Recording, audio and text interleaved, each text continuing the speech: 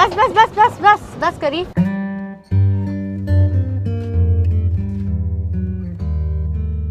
आ गेल हमार घर। का मैडम जी इरारू घर है? हाँ।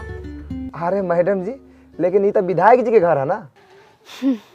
विधायक जी हमार भैया हो गए। आई अंदर आई। भैया। अरे मुस्कान हमार बहन हमार कलेजे के टुकड़ा आ गई। प्रणाम भैया। खुश रहा। लाई मालकिन बेगवा हम अंदर रख देवे तनी। और बतावा आवे में कोई तकलीफ ना भेला?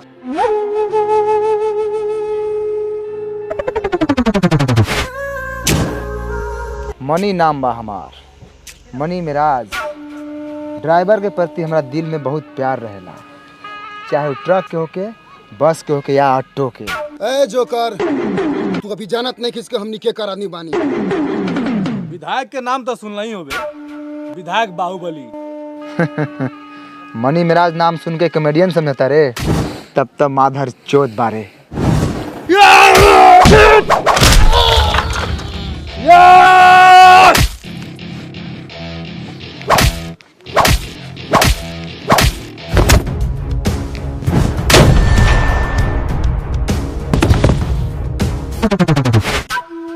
ठीक बा घर में आराम कर, थकल होबे। विधायक जी ये साला टेम्पू वाला हमनी के मरले रहलक।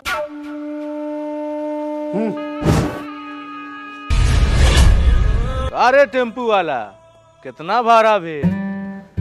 1200 रुपया। 1200 भाड़ा मांगा तारे कि टेम्पू के कीमत? तोहरा से कीमत ना दिया, भरे दे दा। ज्यादा बोला था। कान छेदवा के हीरो बनता। जो भाड़ा ना मिलता जे उखाड़े के उसे उखाड़ लिए। 1200 रुपया रख लेबे तो उसे मैं बार बथुआ ना उखड़ी। 1200 रुपया छोड़ के जाता नहीं, बहन के दहेज में जोड़ लिए। हे टेम्पू वाला,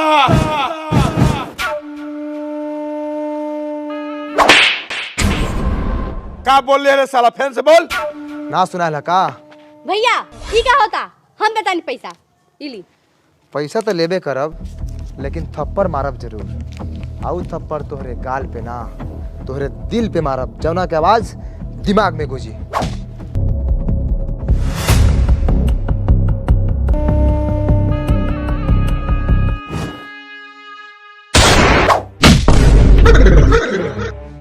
कौन मारला खरे साला? साला तू बाप का साला कहता रे? हाँ साला थोड़ी कौनी है कौन मरला का भाला। आ तोरा सुना गेला कौन मरला का साला। जा हो रामनाथ जी जा। सुनो तू बारू भोसर हो, सारवा के भाषा रामनाथ जी कहता, पापा जी नहीं के कह सकत। पापा जी नोक छौड़ी के चोक बता। कौना गुण पा पापा कहीं सुतल लड़का के लात से मार के उल्टा देला। तू पापा ना पापी बारा। साले 9 बजे सूत के उठबा और खइबा पड़े पदबा। ए का करतनी रहुआ? ए छोड़ के लकड़ी हट, कपार फाड़ दे रे सरवा के। हाँ तो फारा का पार हम जाना तानी कि हमरा घर में से आज बुर लाश निकली। हट छोड़ भोसड़ी, मार के मुआ दे रे सरवा के। छोड़ हट पगला बेटा के मरिए ना। अब भागलू तू नहीं। घूम घूम पापा। बाबू हमर जा स्कूल जा। रामदेव के बेटा काम दे हुआ बुचिया आयल बा। ठीक बा माई रे, हाई बुढ़वा के छोड़ दे दे तिला। तरह बुढ़ारी में गार चार के मर जा। अच्छा तू जा, तैयार हो का स्कूल जा। ओके बताड़ी। करे कम दे हुआ बुचिया, इतना सुबेरे कहला वाली रे? साले सुबेरे है 9:30 हो गेलै। 9:30 कारे मनिया घरवा में कच्ची घोल घाय करत रहले हरे। ए बापुआ से फाटा फाटी हो गेला। चल आगे बताइले। हां त काहेला फाटा फाटी कइले है बापुआ से? ए सूता रहनी है आ सपना देखत रहनी है एकदम झक्कास। समझ ले फिल्म चलत रहलक। आ हम फिल्म में मालूम का करत रहनी है, ऑटो चला के गेनी एगो हीरोइन के बैठा के ओकरा घरे। आ ओकर भाई साला विधायक। हां आ ओकर चमचा बेलजा से हमरा लफड़ा बेरा है। तो सरवा आयलक हमरा सामने आ कहलक कि जो भाड़ा ना मिलतो जो उखाड़ो के हो से उखाड़ ले। ओकरा बाद हमरा बरलक खीस आ हीरोइनिया के पकड़ के कर लेनी है किस। अच्छा हीरोइनिया कैसन लई है? बहुत सुंदर हीरोइन फेल। आ तू कथी के रोल करत रहले है? हीरो के। देखत न बारे पूछी सरवा कितना बड़का दोगला बा, अपने हीरो बन के हीरोइन के चुमा ले लेलक। हमनी के बारे में सोचलक साला कम से कम हमनी के खलासिए बना देते। रुक काम देओ, आज रात के सूते दे। सुतला के बाद सपना में हीरो बनाम तो तोहनी के जोकर बना देबो। चुप साला हीरो बनिहन जोकर लेखा तो खुद लागली। आई देख हम लागिल हीरो लेखा उज्जर बानी। हाँ तो तू क्रीम पाउडर लगावलिस ऐसे साला का मतारियो गोर है। चुप चला पहले स्कूल हुआ लेट भेलो मास्टरवा तीनों का गांड फाड़ी। तो बच्चों आज कौन सा दिन है? क्या आप लोग इतिहास पढ़ोगे? जी सर। मन लगा के पढ़ोगे ना? यस सर।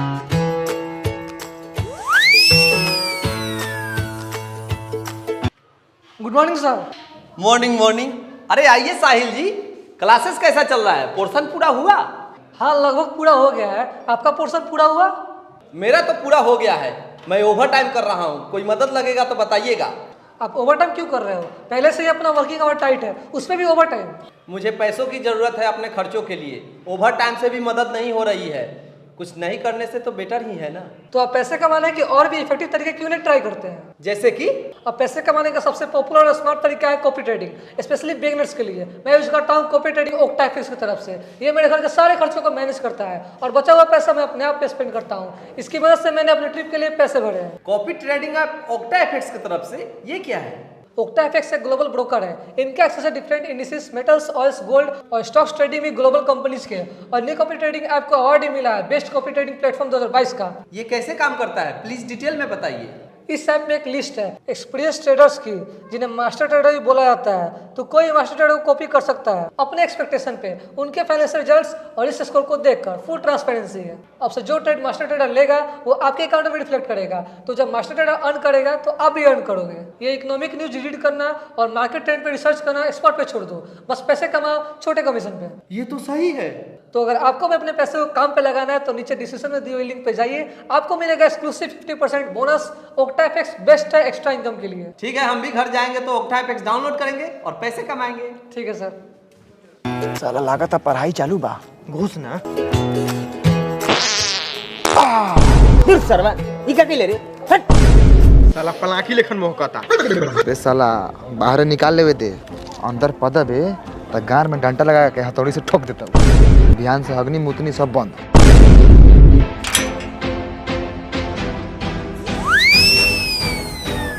वास्को डी गामा भारत कब आया था? ये वास्को चा भारत कब आया है? साले वास्को चाहे कि वास्को डिब्बा वाला? चुप साला सा वास्को डिब्बा वाला की वास्को डी गामा। हाँ साला तेज बा, जानकारी रख ले बा। सरवा कैलकुलेटर बन जाएगी। साला कैलकुलेटर बनम की कलेक्टर रे। पटर पटर साला हाथ के चलावले से रे। सॉरी हट साला फरियावे दे। सॉरी नु रे। Good morning sir. Good morning. कारे सरवा सा तो नी के बाप के जिम्मेदारी बाई हुआ कि 10:30 में स्कूल आवता रे सा? सर जी आज नु पापा से फटाफटी हो गया इसलिए लेट हो गया है, बिहान से नहीं होगा। चल ठीक बा। हई प्रश्न के दे उत्तर तब रख बेंच पर चूतर। बताओ वास्को डी गामा भारत कब आया था? वास्को डिब्बा वाला। वास्को डी गामा। साला कहता नहीं वास्को डी गामा त डिब्बा वाला कइले बारन। रोक सरवा, एगो कर्जा चढ़ गलू हमरा पर, ब्याज सही तो वापस कर दो। सर वास्को डी गामा भारत कब आया था? अभी नहीं ख्याल। सर अभी याद नहीं आ रहा है, लेकिन बाप के कसम खा के कह रहे हैं को आया था। सर ये बाप कसम झूठा नहीं खाता है सर। आया था। कच्ची पहले बारे सर रुकिए, हमको याद है, हम बताते हैं। वास्को डी गामा 20 मई 1498 को भारत आया था। रे साला हमरा याद न रखो, हम बोलनी है लबन बोल दे ले। तेज दिन बनाता सरवा, तेज बनाता। सर पढ़ी ले तब नहीं याद बा।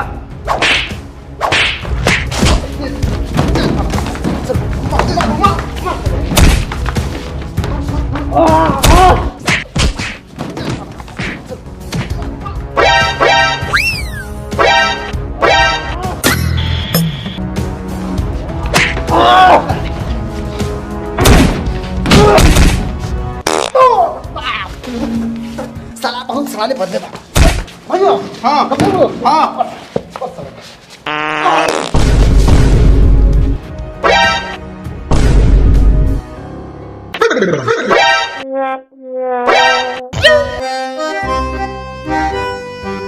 करे कम दे हुआ पाद के साथ खाद निकाल देले। मनी भाई रे पानी तो छोड़ देले बा लसलसाता।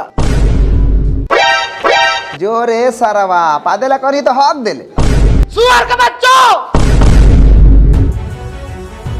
अंदर आओ। सरवा गब्बर के झांट बनत हूँ साला भुट्टा। जाए दे सरवा अपने आदमी ठीक नहीं खे बता दे लखा। सरा हूँ बिहान से स्कूल अकेले ही है साला तेज की औलाद। ए बुच्ची तुम्हारा सही था उत्तर। जाओ बेंच पर रखो चुत्तर।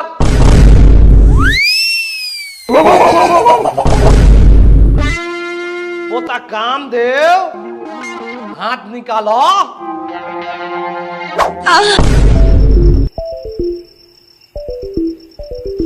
ओए माँ हाथ टाइट कर। बाप रे बाप हाथ निकालो। भाई अंदर जाओ। सर हम जानते हैं कि आप मारिएगा, लेकिन मारे से पहले को हमारी बात सुन लीजिए। हाँ बोल बोल। हमारे पापा का ना विधायक से जान पहचान है। आप प्लस पुलिस दरोगा से बातचीत होता है अच्छा खासा, आप नाइट लेकिन अरे बाप रे बाप। तो मालिक रउआ के मारी?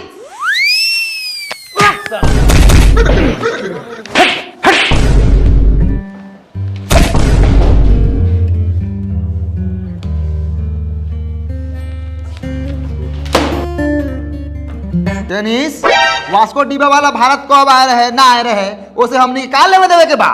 वही तो हम कहो तनी 1 घंटा से सीधा खैले हो। 1498 में सर जी कोनो खानदानो पैदा भेल रहे। हमनी के पूछ दें तो सर जी के पेटे खराब हो। सही बात बा यार। अगर हमनी के सर जी से पूछी सर जी लोग माई के पेट में कहिया आए रही तो बताई ना। तो अब तो सर जी का गान लाजे पहले कन बाजे लगे। बताओ बताओ सर जी राहुल नानी की ब्याह कहिया वे रहे। अरे सर्वम पढ़ाई की जाई। वास्को डी गामा पहला बार 20 मई 1498 के भारत आए रहे। उहे भारत के खोज कइलक। तबे तो नी के भारत के बारे में जानता रे। अरे ओ सर जी सब बातों जानते बारा तो काहेला पूछा तारा। बतावा तो पहले बिना मतलब है कि ना पिटाई नहीं है। छोड़ी सर ओकरा के रउआ पढ़ाई हम पढ़ब हम रउआ सपोर्ट करतानी। जी हाँ दोस्तों, निरहुआ रिक्शा वाला 13 बरस सतावे लगा पार सफलता के बाद अपने ही नजदीकी सिनेमा घर अयान टाकी साहेबगंज में लग गया है महान पारिवारिक भोजपुरी फिल्म तेरा कमर के घी पियता जिनके कलाकार है देवरा दोषी सपना रानी और खलनायकी देखिए आसिफ खान सूरज सरदुआ। रोजाना 400 में देवरा कमर के घी पियता। अपने भी देखिए अपने परिवार के भी दिखाई।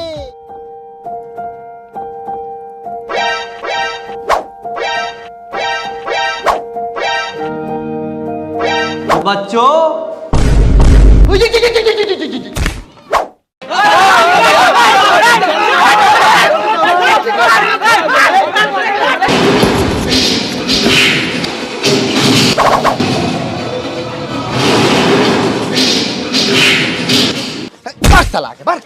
सिल्ली लेकिन खाना बटा सकता नहीं खा। जल्दी से चुप चला के। चल ना तो लाइने में लागले रह जाबे आधा फिल्म खत्म हो जाई। बर आगे बर रिस्क उठा सब देवरा घी पूजे तो देखबे कथी। हाँ चल गुजर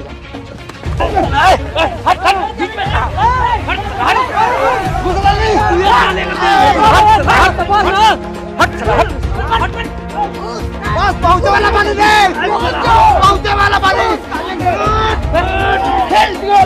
खिड़की पकड़ाई दे। ओ भाइयों दम जल्दी से दम फुलाता। अरे बस पूछी बात तय कर रहा हूं। बार आगे बार तू दे साला सबके हड्डी पसली।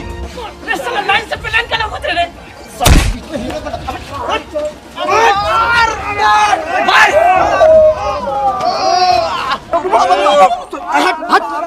साला हट। अब भाइयों हमारा 3 गुलाबा। ए साला टिकट लेकर नीचे से हाथ लगाओ।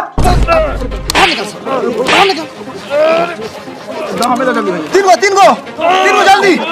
ऊपर वाला का भेलो रे मनिया हाथवा लगाई ले फिसलाऊ हाथ। घुस गल बा।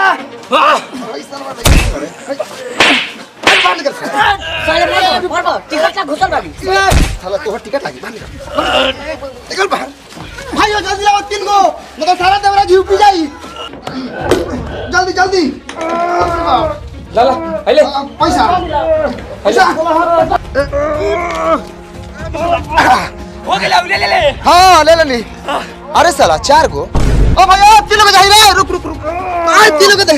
3 गो एगो बेसी आ गेल बा। ए साला टिकट कटा गेल बा, टिकट वापस ना है, निकाल तो। ए साला हराम कर पे है रे। अब का साला निकाल तो। ए साला बाहर हाथ निकाले दे, हाथ फंसा टूट जाई। ए साला जब टिकट मिल गया तो तुम्हारा हाथ क्या घुसल है ना निकालम जब टिकट ना मिली। ओ साला बाहर निकाले दे। बाबा बताओ। ओ टिकट वाला ना हो। रे ई तो साला सब ऊपर का फंसा ले लियो जो तो बाहर से छुरा के तो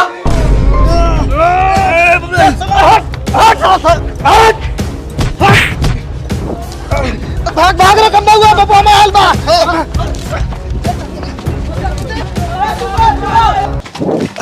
बाप रे बाप लगा साला हाथ टूट गेल। टूट गेल त का हो गेल, प्लास्टर होई, टिकट त मिलू गेल।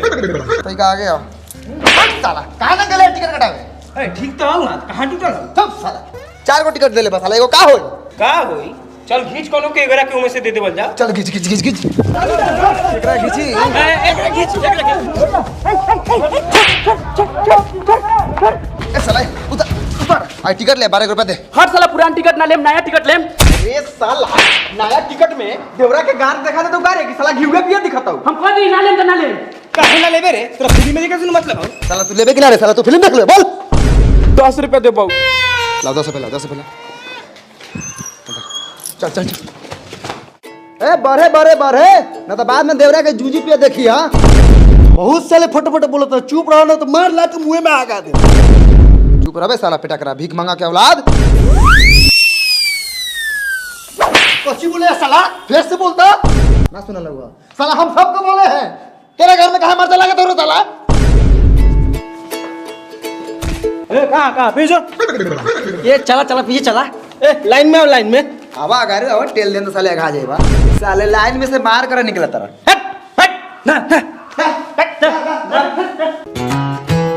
साले चल जा ना तो मार लात के उल्टा दे। साले बिना टिकट के फिल्म देखिए।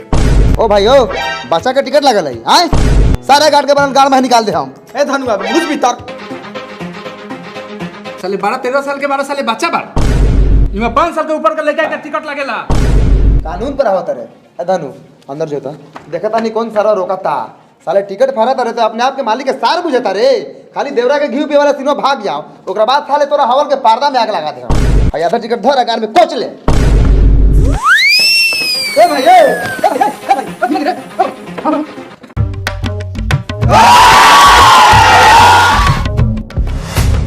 अभिनेता देवरा दोस्त थी। साला जिया गप दूर खाके छोरे से हाला कर ले आई छिनरा मौगा सा। एकनी फिल्म देखे थोड़ी आवेला, एकनी छौड़ी या मौगी सके देख के भड़ुआई करे आवेला। दुगला के बच्चा सा देखो देखो। अभिनेत्री सपना रानी आज देवरा निकाली पानी। अरे बाप रे बाप। खलनायक आसिफ खान और सूरत सरधुआ जोरे पदुआ।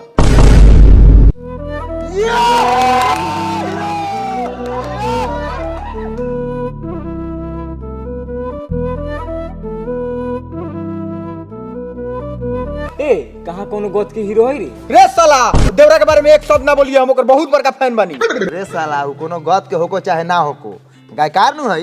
साले गाना गा के हीरो बनल है। गाना सुने बरे होकर पूरा यूपी बिहार में तहलका मचले रही। कौन गाना गईनी खेत में रह गेल पेट में अब देख सरसों में घुसल है। अरे जियो जियो देवरा चपलक सपना रानी के खा जाओ। का रे गुरु अपना बाप के घर पर रख ले बड़े। कुर्सी पर से गोर हटाओ सरवा। बाप के हो कुर्सिया ई 12 रुपए में है कुर्सिया खरीद ले बड़े सा हैं नका हटे वाला गोर है देख।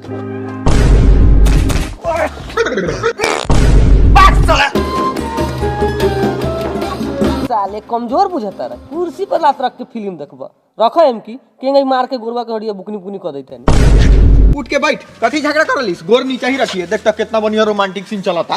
रुक साले पापा तो हमारे खेतों में भोरे भोरे हो गए आवले आवे दे साले के हम की मार गुर्देल के दोनों बचा उड़ा दे हम।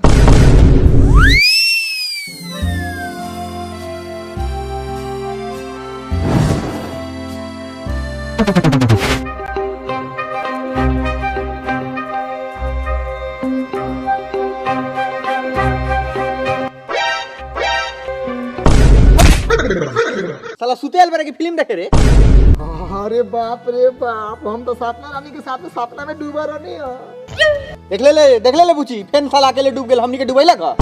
तू चल बे। हां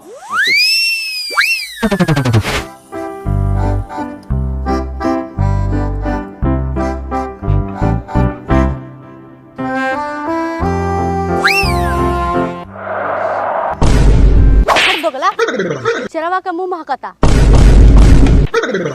फट साला, मुंह धोयन बार ना, आ लड़की के सामने आके काटिया।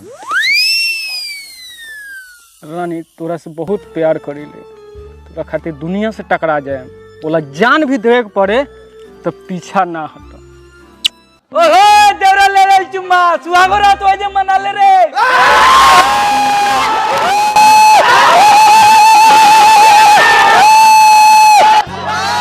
देखा तो मन दीदी अपनी पुत्र से के बोछे कहले बा। ए जोन अपने मोतरिया के बोछे करी है जाने चुप हटी, हमरा ई सब ना सुहाले बोछे। पर वो ना हमरा के बोला के लिए नहीं हां कि देवड़ा कमर के घी पिया ना, कहां देवड़ा पीला के घी पिताई नु लास्ट में पिताई तने लगा था है देवरानी के घी निकल जाए। गप गप एगो मौगाठी आदि तो बैठल बा मौगी सके गुल में, कुछ बोलते नहीं के मौगावा कहीं के मौगा, लेकिन मुड़ी कर ले बारन। ए सुनिए ना, ये हमारे साथ आए हुए हैं, हवल में तब बोछे होबे करता है। सही कह रही हैं आप।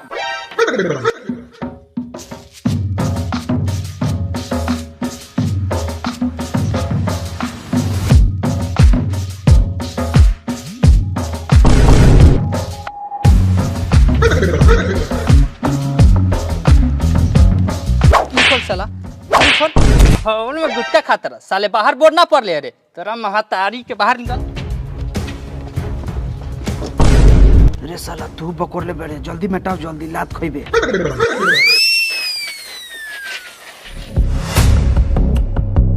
जा इंटरवल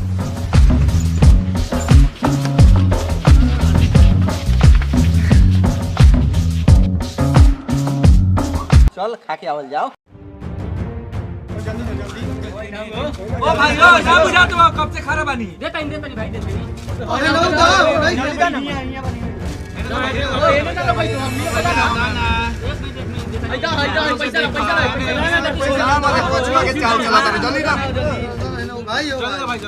ए भाई हम तोरा मुंह देखे आइल बने, नहीं की बुझा कब से खाना बिल मानी। ओ भाई पैसा दे दिल बानी, याद बानू कि भुला गेला।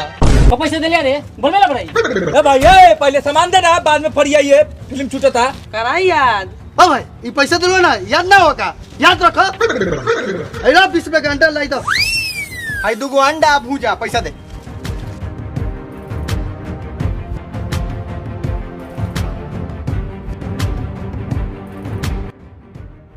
करे कम देवा ना खेबे। तू सब कहां अपन अपन खाए के होते 20-25 रुपए पूंजी फसाओ। देखा भाई यो हमर खिसे झांप सुनगता, हम ये लात चट लखा बन है, दोनों दूसरों को पे लिए फाड़ दे। अंडा लाइक न तर हां तो अस्ती रख। हाय साला पैसा ले लेल बड़े सामान कांदे उतर रे। तोरी बहरी करा के तू हमरा को पैसा दे देले रे। देखा तो बड़ा साला के ई सरवा कमाए के चक्कर में आनर हो गेल बा। लाई अंडा खाली वो नहीं बढ़ावता, उकनी का बाप हऊ कि जीजा हऊ।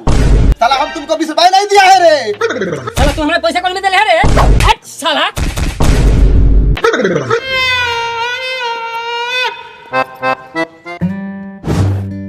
हम लास्ट बार तोरा से बेईमानी के साथ पूछा तानी, हम पैसा देले हो कि चाहे ना देले हो कि रउआ हमरा के अंडा भुजा दे हम कि ना?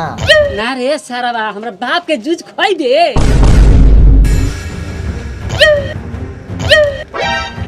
मार फेट साले के मर जा, बाप के जूझ खिया होता। मार।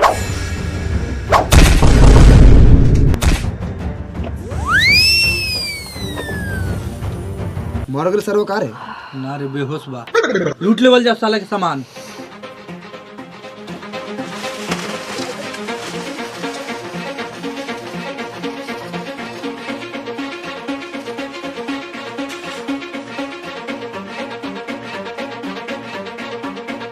साले के घरे तराई। मार साले के।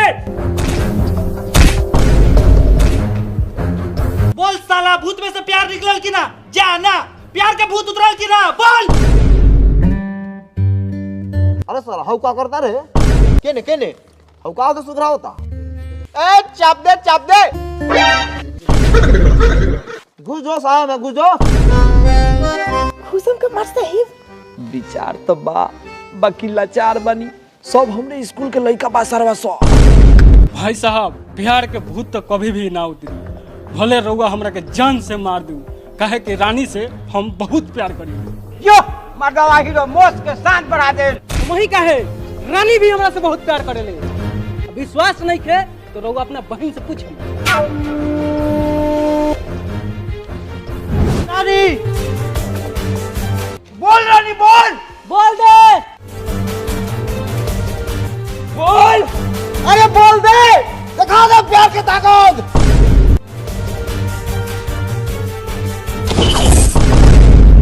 रानी ई दादा ई छिया हम ना देखबो ये मौजी ना देखबो तो छिड़ो आंख बंद कलो हमनी के तो रोज के उठाओ ना बा। बस ससुर जी बस, जा तनी रानी के लेके, गोली मारे को हुई तो सीना पर मारा, पीठ पर ना। ओए हे समय से कौन सारा लखा रे? हे एक जोड़ा से तो सारा बैठल बानू, ई सब सारा लखा मारला का दुकान लूटी। मार चल सबके मार। अरे बापी का भेरे दादा। ये भागी दीदी मार करो नी पुत्र से भागी। लोग गाइस वीडियो कैसी लगी? अगर वीडियो अच्छी लगी हो तो वीडियो को लाइक कीजिए, अगर चैनल पे नए हैं तो चैनल को सब्सक्राइब कर लीजिए और एक्स्ट्रा अर्न की अपॉर्चुनिटी को आप लोग मिस मत कीजिए। डाउनलोड कीजिए octa FX app, link description में है और आप लोगों को मिलेगा उससे एक्सक्लूसिव 15% बोनस। तो अभी डाउनलोड कीजिए ओक्टा FX।